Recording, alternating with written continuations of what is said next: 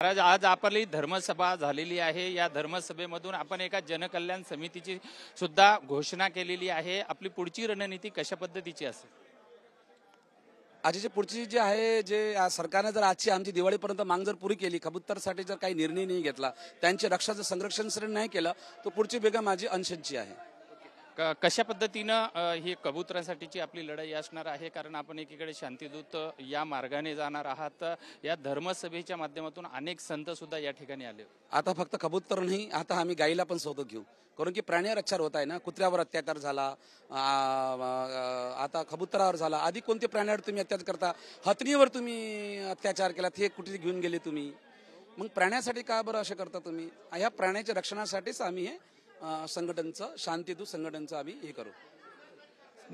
निश्चित प्राण्यांच्या संरक्षणासाठी आम्ही या ठिकाणी शांतीदूत संघटन करत आहोत आणि दिवाळीच्या नंतर मात्र आम्ही आमचं उपोषणासाठी आमची लढाई सुरू करणार असल्याचं सुद्धा जैन मुनींनी सांगितलेलं आहे। व्हिडिओ जर्नलिस्ट संतोष कदमसह विजय गायकवाड, TV9 मराठी, मुंबई।